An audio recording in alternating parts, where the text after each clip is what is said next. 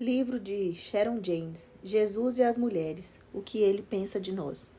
Parte 2. As protagonistas. Uma moça comum, Maria de Nazaré. Libertada de uma vida comum, libertada para cumprir um propósito extraordinário. Viajar a Belém numa estrada empoeirada e num lombo ossudo de um jumento era muito difícil. Mas ser sacudida de um lado para o outro durante o percurso do 9º mês de gravidez era uma tarefa árdua, acompanhada de dores fortes e maçantes.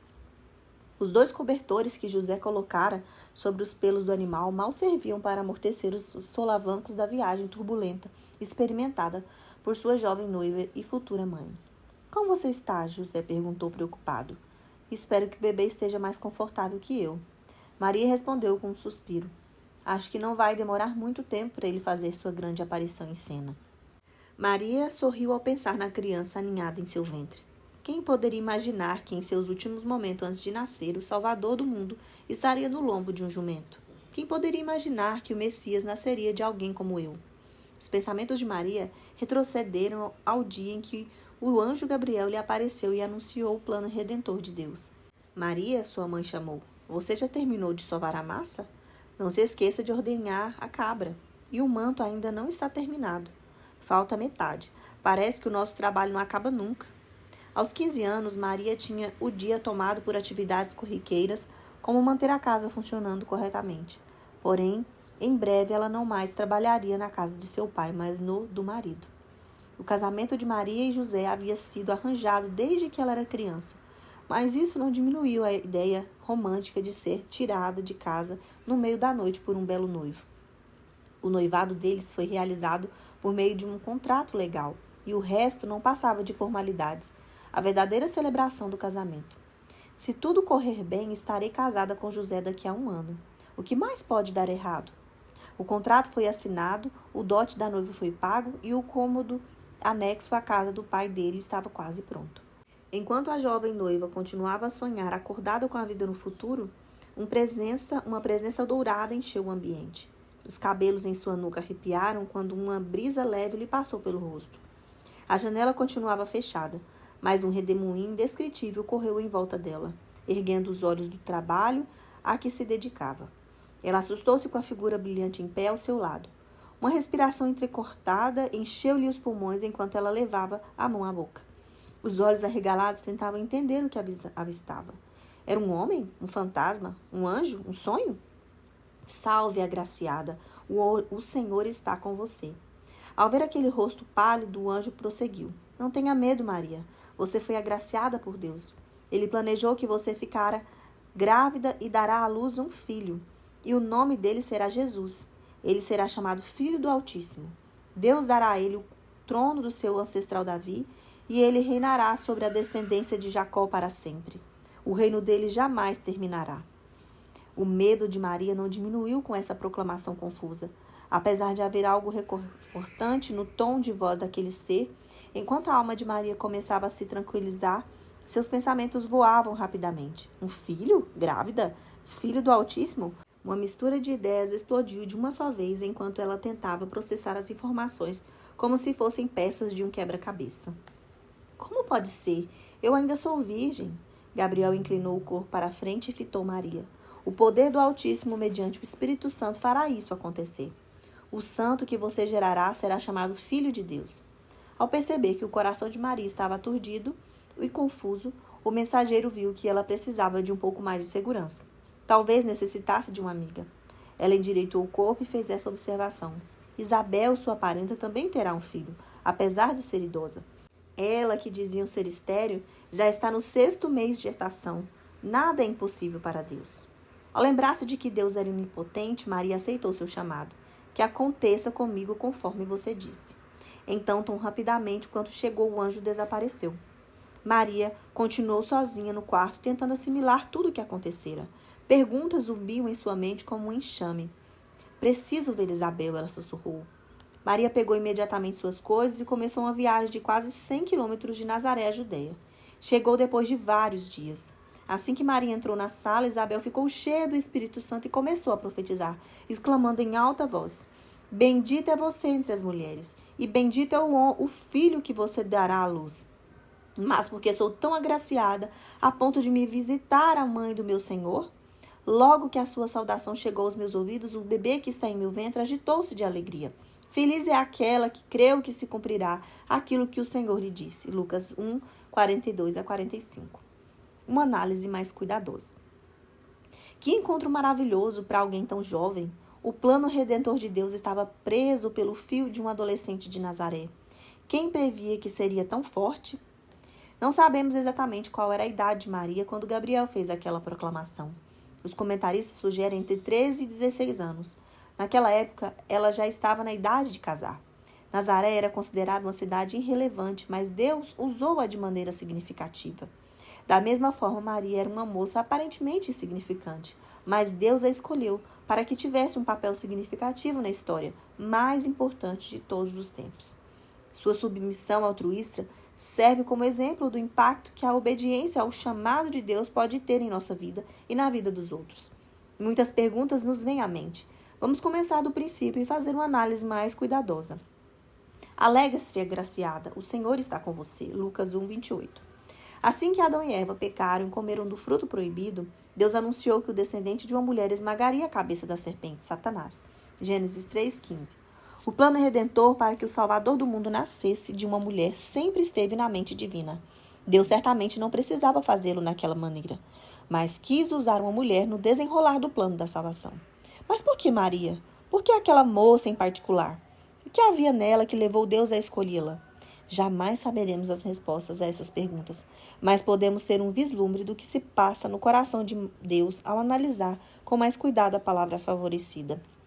Gabriel saudou Maria dizendo que ela era muito favorecida. Lucas 1, 28. Quando analisamos a palavra favorecida, percebemos que a escolha tinha pouco a ver com Maria e tudo a ver com Deus. Favor origina-se da palavra grega charis, de onde vem a palavra graça. Graça é um favor de Deus, imerecido, indevido, inconquistável. É uma dádiva que não conquistamos nem merecemos, mas nos foi dada simplesmente porque Deus assim o quis. A Bíblia diz que fomos escolhidas pela graça, Romanos 11, 5 e 6. E salvos pela graça, 3, 24. E que recebemos dons espirituais pela graça, 12, 6. Paulo diz que Deus derrama sua graça sobre nós, Efésios 1, 7 e 8. Você não gosta de saber disso? Ele não distribui um pouquinho aqui, um pouquinho ali, mas derrama seu favor sobre nós. Banha-nos com sua graça. Por que Maria foi escolhida? Pelo mesmo motivo que você e eu fomos escolhidas, para ser suas filhas, por causa da graça de Deus. Não somos salvas porque merecemos. Maria não foi escolhida porque mereceu. Foi escolhida porque a graça de Deus estava com ela. O Senhor está com você. Lucas 1, 28. Durante muitos anos eu começava o dia orando por meu filho. Deus, peço por favor que esteja com Steve hoje. Certa vez Deus interrompeu-me no meio da oração. Sharon, eu estou com Steve todos os dias. Ele parecia dizer, por que você continua a pedir algo que Steve já tem? Deus estava certo, veja bem. Deus estava com Steve o tempo todo, da mesma forma que está com você e comigo. Ele prometeu a cada um de seus filhos, nunca o deixarei, nunca o abandonarei. Hebreus 13, 5. Depois desse cutucão carinhoso de Deus, mandei minha oração por Steve. Deus, oro para que Steve sinta a tua presença na vida dele hoje. Obrigada por estares com ele. Maria precisava da mesma garantia. O lembrete da presença de Deus em sua vida era muito importante para a notícia que Gabriel estava prestes a lhe dar. Maria ficou perturbada com essas palavras, pensando no que poderia significar essa saudação. Mas o anjo lhe disse, não tenha medo, Maria. Você foi agraciada por Deus. Você ficará grávida e dá à luz um filho e lhe porá o nome de Jesus. Ele será grande e será chamado Filho do Altíssimo. O Senhor Deus lhe dará o trono do seu pai Davi e ele reinará para sempre todo o povo de Jacó. Seu reino jamais terá fim. Lucas 1, 29 a 33. Se Gabriel aparecesse à minha porta, acho que não tenha medo seria uma saudação apropriada. A bem da verdade, essas palavras são as mesmas que Deus e seus mensageiros disseram no momento em que chamaram as pessoas para uma missão especial. Não tenha medo. Deus disse a Abrão, Gênesis 5, 15, 1. Não tenha medo. Deus disse a Josué 8, 1. Não tenha medo. Deus disse a Zacarias, Lucas 1, 13. Não tenham medo. O anjo disse aos pastores, 2, 10. Agora, quando chamam a moça comum, tirando-a das sombras e colocando-a no centro do palco, Deus a tranquiliza com as mesmas palavras do alento e coragem que ressoaram através dos séculos. Não tenha medo. Deus está com você. E se havia alguém que precisava da presença tranquilizadora de Deus em sua vida, esse alguém era Maria. Gabriel então diz a ela qual era a missão que Deus lhe atribuíra. Ela conceberia um filho pelo poder do Espírito Santo e lhe poria o nome de Jesus. Jesus é a forma grega de Josué, que significa o Senhor salva. Mas Maria fazia parte deste mundo pecaminoso, igual a toda a humanidade, necessitava de um Salvador. Quando Paulo escreveu, pois todos pecaram e estão destituídos da glória de Deus, Romanos 3:23, Maria estava incluída no texto. Em seu cântico de louvor, Maria exclamou: minha alma engrandece ao Senhor, e o meu espírito se alegra em Deus, meu Salvador. Lucas 1, 46, 47. Apesar de relatos que os artistas têm feito de Maria ao longo dos séculos, ela não tinha um halo acima da cabeça. Mas Maria era pecadora, exatamente como você e eu. Foi escolhida por causa da graça de Deus, exatamente como você e eu. Ela foi apenas uma moça comum que recebeu um chamado extraordinário. Deus montou o palco e chamou sua primeira protagonista para ocupar a posição mais à frente e ao centro. Quem teria imaginado que ela ocuparia esse lugar com tanta coragem? Perguntou Maria ao anjo: como acontecerá isso se sou virgem? Lucas 1:34. A pergunta de Maria não significa que ela tenha duvidado da veracidade das palavras do anjo. Ela simplesmente fez uma pergunta lógica e buscou clareza e orientação. Seu espanto não significou relutância. Ele estava apenas confuso em relação à fisiologia do processo. Nunca se deitara com um homem, então como aquilo seria possível? O anjo respondeu: o Espírito Santo virá sobre você, e o poder do Altíssimo a cobrirá com a sua sombra. Assim, aquele que há de nascer será chamado Santo, Filho de Deus. Também Isabel, sua parenta, terá um filho na velhice. Aquela que diziam ser estéril já está em seu 6º mês de gestação, pois nada é impossível para Deus. Lucas 1, 35-37. O anjo viu a pureza do coração de Maria e continuou a explicar exatamente como aquilo ocorreria. Numa época em que as mulheres não recebiam instruções formais sobre as Escrituras, Maria teve a oportunidade de sentar-se na primeira fila com um dos mensageiros pessoais de Deus para receber uma aula particular. O fato de Maria ter sido uma das primeiras discípulas de Jesus nos dá grande alegria.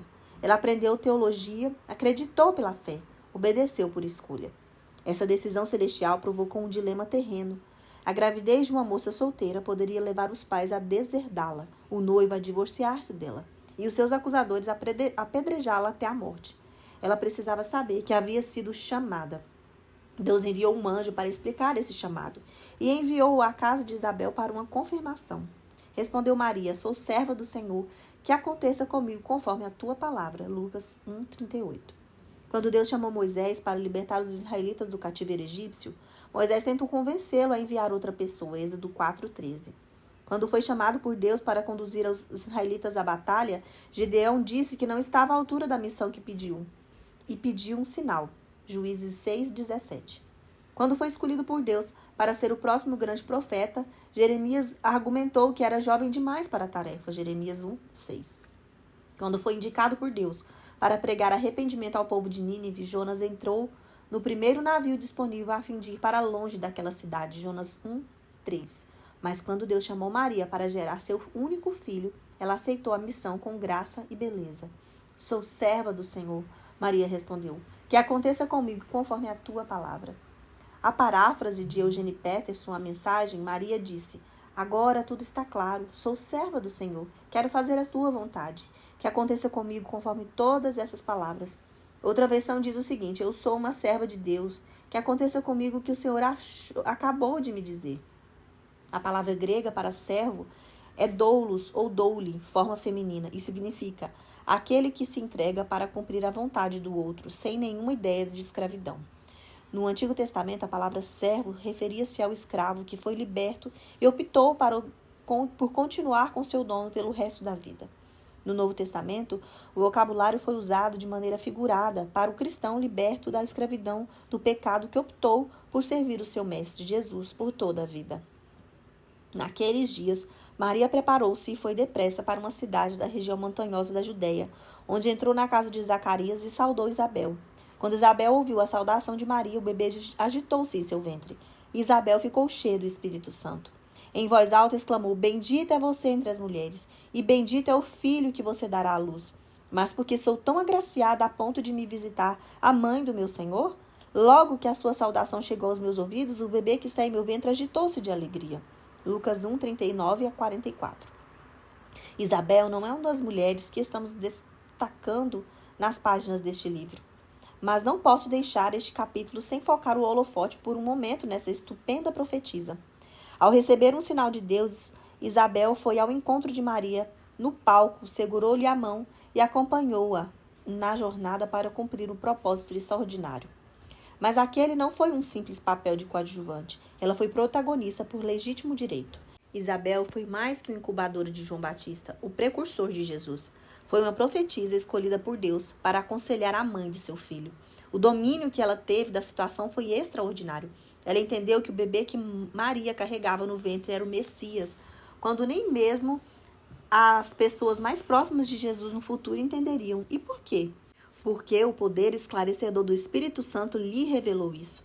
E o mesmo ocorre com você e comigo. Só entendemos a verdade espiritual quando o Espírito Santo abre nossos olhos para enxergarmos. Não é maravilhoso saber que Deus criou as mulheres para se relacionarem umas com as outras? Ele sabia que Maria iria precisar de uma amiga íntima. Deus está sempre conosco, mas às vezes Ele nos dá amigas que pensam como nós para caminharmos juntas. Aquele foi um novo dia para as mulheres e tudo começou com duas primas. Feliz é aquela que creu que se cumprirá daquilo que o Senhor lhe disse. Lucas 1, 45. Após a profecia de Isabel, os pensamentos de Maria irromperam numa cascata de louvor. As palavras das Escrituras misturaram-se com as palavras de seu coração e transbordaram num lindo cântico. E ainda que ela cantasse com alegria aquele propósito celestial, lhe causaria sofrimento terreno, conforme foi previsto por Simeão. Maria acreditou. Isabel disse com sabedoria: Feliz é aquela que creu que se cumprirá aquilo que o Senhor lhe disse. Alguém poderia dizer isso a mim? De mim? Você acredita em Deus?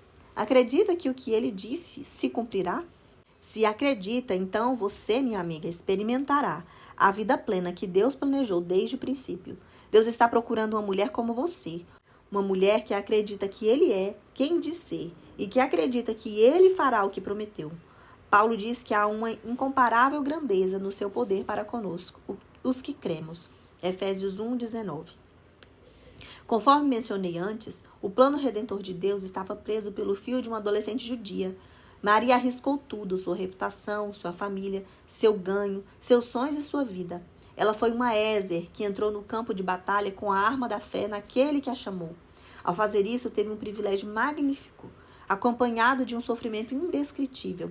Você quer ser uma mulher a quem Deus confiou uma missão de tamanho inimaginável? Memorize essas palavras de Maria. Que essas palavras sejam nossa reação diante de Deus em todos os dias da nossa vida. Sou serva do Senhor, que aconteça comigo conforme a tua palavra. Não é de admirar que Deus tenha permitido que Maria participasse do ministério terreno de Jesus e acendesse a chama que mudaria o mundo. Vamos acompanhá-la cerca de 30 anos depois para descobrir o que aconteceu. Comemoração no casamento em Caná. O dia estava lindo para um casamento. Maria só esperava que as condições meteorológicas durassem os 7 dias de comemoração que se seguiram. Ela estava feliz por poder afastar-se das atividades rotineiras de cuidar da casa e aguardar com grande expectativa o tempo extra que passaria com seu filho. Espero que a senhora não se importe se eu lhe levar alguns amigos, Jesus pediu, ao deixar seu trabalho na carpintaria. Claro que não, desde que eles se comportem bem e não criem constrangimento à família. Ela disse em tom de brincadeira. Jesus virou-se para Maria com um olhar que penetrou na alma da sua mãe. Aqueles homens também foram escolhidos. Aquela palavra novamente. E a sensação de normalidade começou a escorrer pelos dedos dela, como areia. Jesus era um homem forte e alto, com mais de 30 anos. Apesar de ter tido vislumbres da natureza divina do filho, Maria continuava a aprender a respiração ao lembrar-se da profecia do anjo. As palavras Filho do Altíssimo e seu reino jamais terá fim nunca lhe saíra da memória. Ela lembrou-se das histórias do batismo de Jesus. Deus disse: Este é o meu filho amado em quem me agrado. Mateus 3, 17. Maria apegou-se aos dias de normalidade e o mais que podia, porém, sentia que em breve terminariam. A noiva estava radiante e o noivo mostrava-se orgulhoso como um pavão que exibe suas penas coloridas. Os convidados apreciavam o buffet farto, a dança agradável e o vinho delicioso, proporcionados pela festa de casamento. A alegria e o divertimento enchiam as salas de risos e bate-papos festivos. Não havia nada como um casamento para afastar o tédio do dia a dia. O terceiro dia das festividades continuava em plena celebração quando Maria notou que o vinho estava acabando. A falta de vinho era uma enorme vergonha para o noivo. Maria tocou na manga de Jesus e com um piscar de olhos sussurrou: "O vinho acabou." Jesus respondeu: "Mulher, o que nós temos em comum? Minha hora ainda não chegou." Assim que as palavras saíram da boca de Jesus, ele sentiu um cutucão do Pai Celestial. A deixa que ela aguardara a vida inteira. Numa fração de segundos, Deus permitiu que Maria fizesse um movimento com a mão, derrubasse a primeira peça do dominó e acendesse a chama. Era chegada a hora. Maria virou-se para os serviçais nervosos ao lado dos potes de pedra com água usados para a cerimônia da purificação. Com autoridade discreta, ela movimentou a cabeça em direção ao seu filho. "Façam tudo o que ele disser." Jesus apontou para os seus 6 jarros de água, cada um com capacidade para conter entre 80 a 120 litros. "Encham os potes com água", ele instruiu. Rapidamente, os serviçais arrastaram os pesados jarros de água até o poço, atrás da casa, e os encheram até a boca. Assim que os trouxeram de volta a Jesus, ele prosseguiu: "Agora tirem um pouco do conteúdo e levem-no ao encarregado da festa." Continuando a seguir a instrução de Jesus, um dos serviçais enfiou uma concha no jarro e derramou um vinho tinto, encorpado e aromático, num cálice de prata. O homem não conseguiu tirar dos olhos do milagre que segurava nas mãos. Com um gesto de reverência, o serviçal entregou o cálice ao mestre da cerimônia. Samuel, o mestre da cerimônia, gritou para o pátio inteiro ouvir: "Seu espertinho! Todo mundo oferece primeiro o vinho melhor e o mais barato depois que todos os convidados já beberam bastante. Mas você guardou o melhor até agora." Os serviçais estavam boquiabertos. Os amigos de Jesus estavam confusos. Jesus estava pronto. Maria estava paralisada diante do que acabara de acontecer. Seu tempo de tranquila normalidade terminara. O que viria a seguir, só Deus sabia. Uma análise mais cuidadosa. Esse foi o início do ministério de milagres de Jesus. Após 30 anos de espera, Deus sinalizou a Jesus que o tempo dos milagres começara, bem no meio de um grupo de homens: Jesus, Pedro, André, Tiago, João, Filipe, Natanael e os serviçais que serviam o vinho. Deus deu um tapinha no ombro de Maria e escolheu-a para acender a chama. Vamos fazer uma análise mais cuidadosa. No terceiro dia, houve um casamento em Caná da Galileia. A mãe de Jesus estava ali. Jesus e os seus discípulos também haviam sido convidados para o casamento. Dando acabado o vinho, a mãe de Jesus lhe disse: "Eles não têm mais vinho." João 2, 1-3. Na Palestina, do primeiro século, a comemoração dos casamentos durava cerca de 7 dias. Esperava-se que os anfitriões recebessem os convidados com hospitalidade apropriada. Isso incluía vinho à vontade. A falta de vinho no meio da festa era uma grave ofensa e um enorme constrangimento social. E no terceiro dia da festa, Maria notou que o vinho estava acabando. Maria viu o problema e sabia onde buscar a solução. Respondeu Jesus: "Que temos nós em comum, mulher? A minha hora ainda não chegou." João 2,4. Se meu filho me chamasse de mulher, eu tomaria isso como ofensa. Mas esse não era o caso na época de Jesus. Mulher era uma forma educada de tratamento. E Jesus usou-a como palavra carinhosa. Jesus respondeu que a sua hora ainda não havia chegado. No entanto, atendeu ao pedido de Maria. Será que Deus deu um tapinha no ombro de Jesus para assegurar-lhe que a hora havia realmente chegado? Parece que sim. Sua mãe disse aos serviçais: "Façam tudo o que ele lhes mandar." João 2,5. Essas palavras passaram a ser o versículo da minha vida. Espero que também tenham sido entrelaçadas no tecido de sua vida.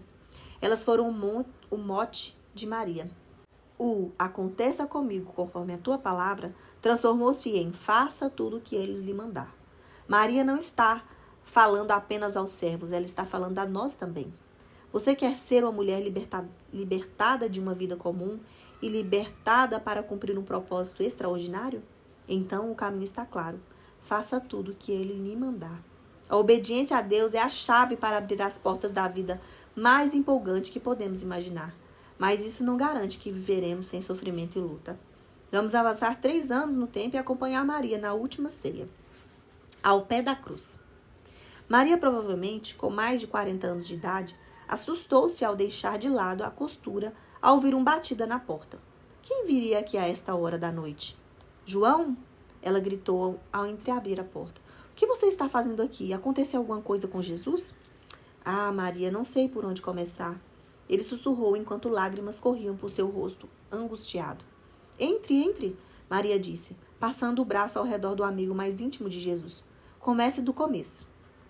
Bom, tivemos uma ótima ceia da Páscoa na quinta-feira, mas percebi que Jesus estava muito perturbado. Havia um ar diferente nele.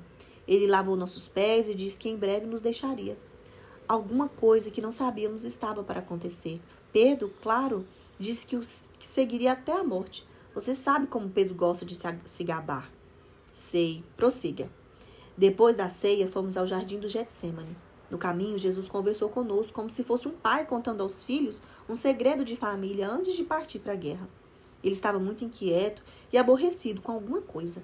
Quando chegamos ao jardim, pediu que orássemos por ele enquanto ele afastava para orar por si mesmo.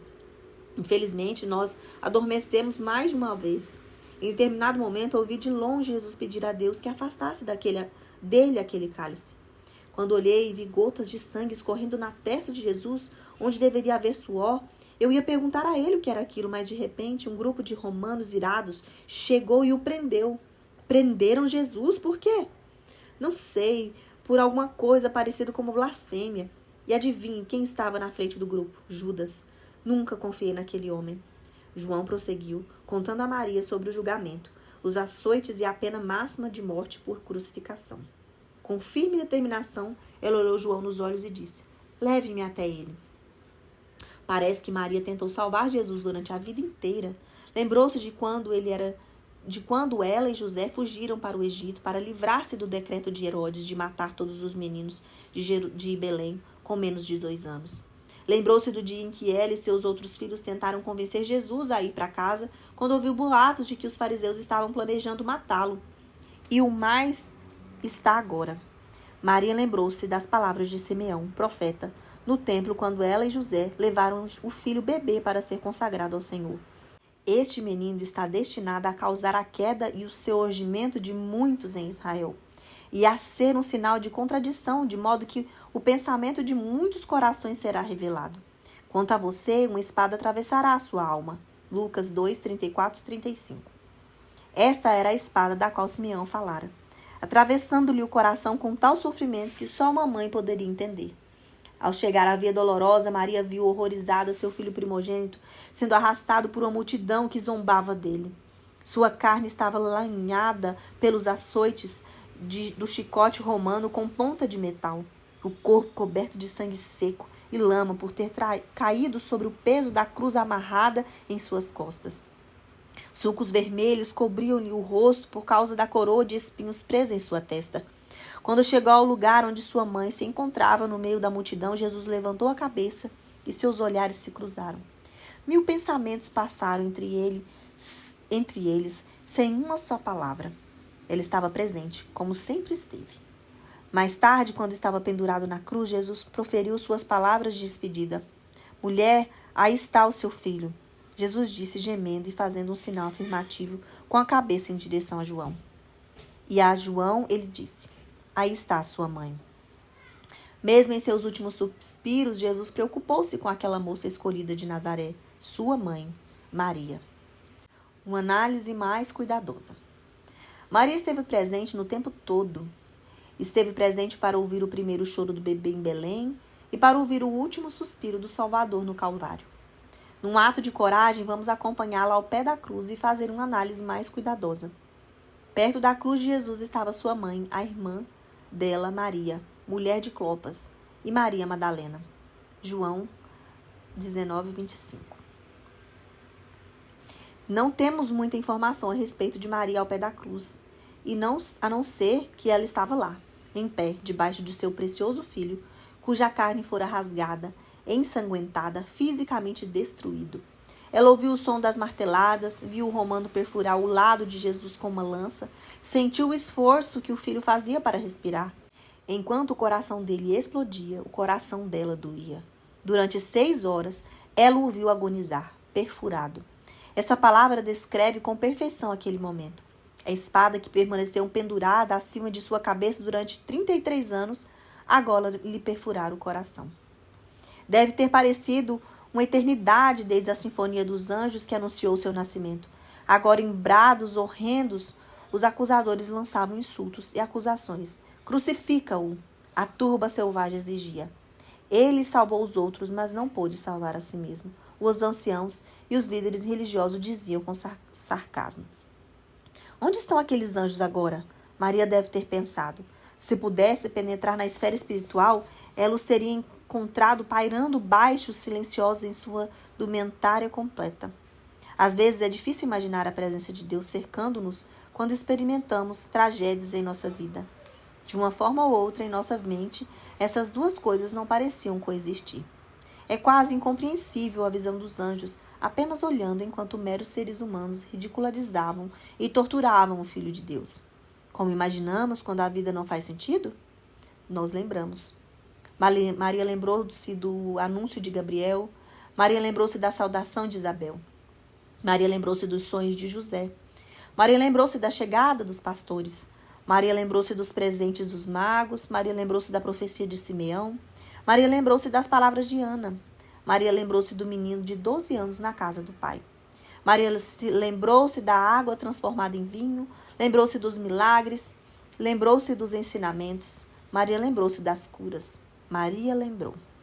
Após a visita dos pastores no estábulo naquela primeira noite de Natal, Lucas relata: Maria, porém, guardava todas essas coisas e sobre elas refletia em seu coração.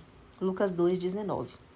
Sem dúvida, os pensamentos dela voltaram àquele baú de memórias precioso para lhe dar a tranquilidade de que tanto necessitava. Os eventos da vida de Jesus passaram-lhe pela mente como contas de um colar presas firmemente pelo nó da fé.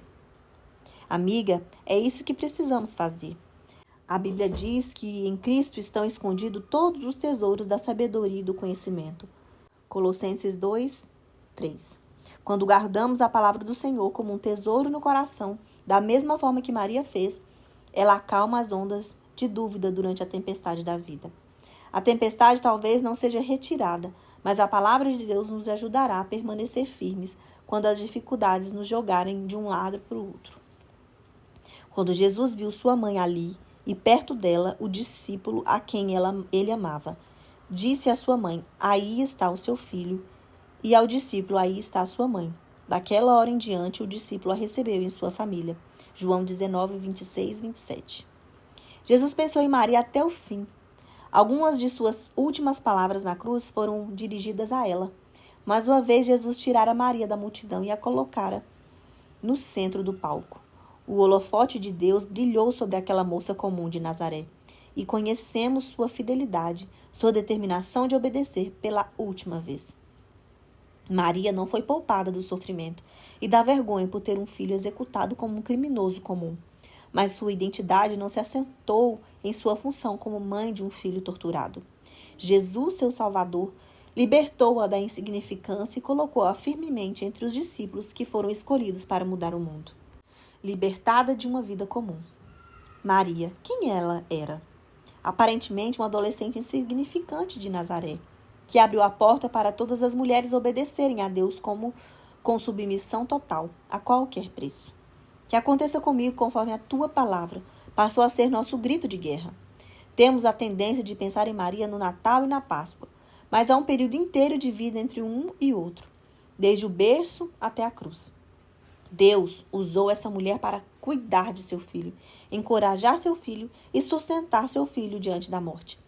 Ela começou conduzindo o filhinho pela mão e terminou sua jornada com ele, conduzindo-a pelo coração. A autora Caroline Custin James descreveu Maria muito bem. Ela foi a primeira discípula de Jesus. Foi sua discípula desde o princípio, desde a adolescência. Foi ouvinte e praticante da palavra de Deus. Diante de uma escolha difícil e onerosa, ela abriu o caminho de fé e coragem para todas as mulheres. jovens ou idosas, e demonstrou o poder de uma mulher que corre todos os riscos para promover o reino de Deus. Ela é um exemplo para as adolescentes de hoje, um exemplo muito mais forte que as muitas alternativas diante delas. Maria é um modelo para mulheres adultas como nós. Foi a primeira a crer no Evangelho e a viver para ele. Foi a primeira a deixar tudo para seguir Jesus, a primeira a amá-lo e a cuidar dele, a primeira a ouvir as suas palavras e guardá-las como um tesouro, a primeira a sofrer com ele, por incrível que pareça. Por um breve período, Maria teve Jesus por inteiro para si. Foi sua primeira discípula. Deus não precisou de Maria para que Jesus viesse ao mundo. Ele criou Adão do pó da terra. Deus escolheu que seu filho entraria neste mundo por meio do útero de uma mulher. Maria, porém, foi mais que uma incubadora do Filho de Deus. Dar à luz não foi o único papel. Ela foi a primeira a crer, a primeira seguidora, a primeira discípula, a primeira a carregá-lo no colo, a primeira a chorar por ele. Maria foi o instrumento escolhido de Deus para estabelecer o ministério de Jesus quando disse: façam tudo o que ele mandar. Maria era viúva e a mãe de um filho assassino. Teria sido fácil para ela voltar à insignificância diante de um destino cheio de sonhos desfeitos. Mas não é nessa posição que a vemos pela última vez. Na cena de despedida do grande drama de sua vida, vemos Maria com os discípulos aguardando o Espírito Santo prometido à sua próxima missão na vida. Maria sabia quem ela era. Era a filha escolhida de Deus, libertada para servir um exército poderoso de cristãos e causar impacto no mundo com o Evangelho. Libertada para cumprir um propósito extraordinário. Encontramos Maria pela última vez em Atos dos Apóstolos, após a ressurreição de Jesus. Jesus dirigiu-se aos discípulos antes de subir ao céu para ocupar seu lugar à direita do Pai. Instruiu-os a guardar o Espírito Santo prometido, assegurou-lhe que voltaria e encarregou-os de proclamar o Evangelho até os confins da terra. A seguir, Jesus foi levado às alturas diante dos olhos deles, e o grupo dirigiu-se a Jerusalém para aguardar. Atos 1, 1-14. Quem então fazia parte deste grupo de discípulos comissionados que reuniu no aposento algo para aguardar o Espírito Santo prometido? Pedro, João, Tiago, André, Filipe, Tomé, Bartolomeu, Mateus, Tiago, filho de Alfeu, Simão, Judas, filho de Tiago, as mulheres, Maria, mãe de Jesus e seus irmãos. Ei, espere um pouco. As mulheres? Sim, as mulheres. Saberemos mais sobre essas mulheres um pouco adiante. Maria? Sim, Maria. Os líderes religiosos formaram o Clube do Bolinha durante muitos séculos. Agora, porém, um vento fresco soprou para mudar o cenário da nova ordem chamada Igreja. As últimas palavras de Jesus comissionaram tanto os homens como mulheres para proclamar o Evangelho até os confins da terra. Maria, a mãe de Jesus, estava entre os discípulos. Ela foi uma discípula, uma aluna, uma seguidora. Foi comissionada com os outros para proclamar o Evangelho em Jerusalém, em toda a Judéia e Samaria até os confins da terra. Atos 1, 8. E mesmo que não mais encontremos essa mulher incrível nos escritos seguintes, podemos estar certas de que foi exatamente isso que ela fez. Maria fez parte das profecias coletivas de Joel.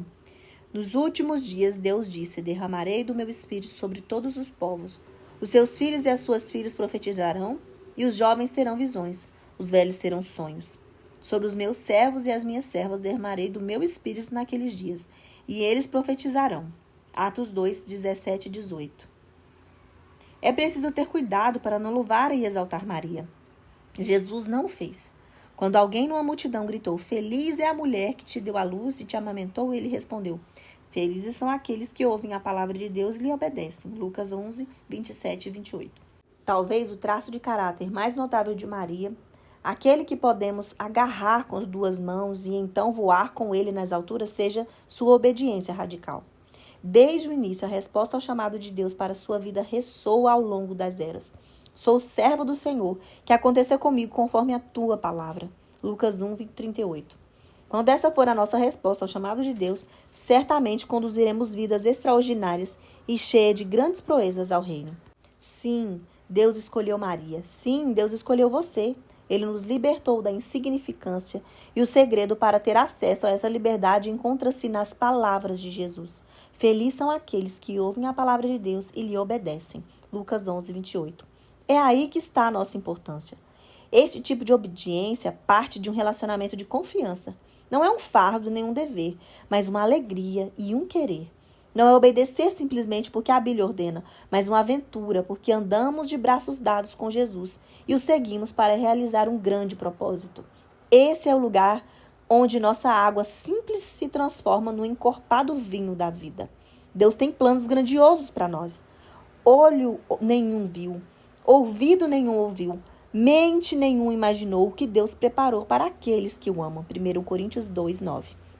Conforme Maria nos mostrou, Deus coloca a oferta diante de nós, mas não impinge seu plano a ninguém. Temos de optar e dizer sim a ele. Esse, minha amiga, é o segredo para ter vida plena. Deus libertou Maria de uma vida comum e libertou-a para cumprir um propósito extraordinário. Chamou uma moça comum ao centro do palco e ela se dispôs a dar um passo para ocupar seu lugar. Fico feliz por ela ter feito isso. Feliz é aquela que creu que se cumprirá aquilo que o Senhor lhe disse. Lucas 1, 45.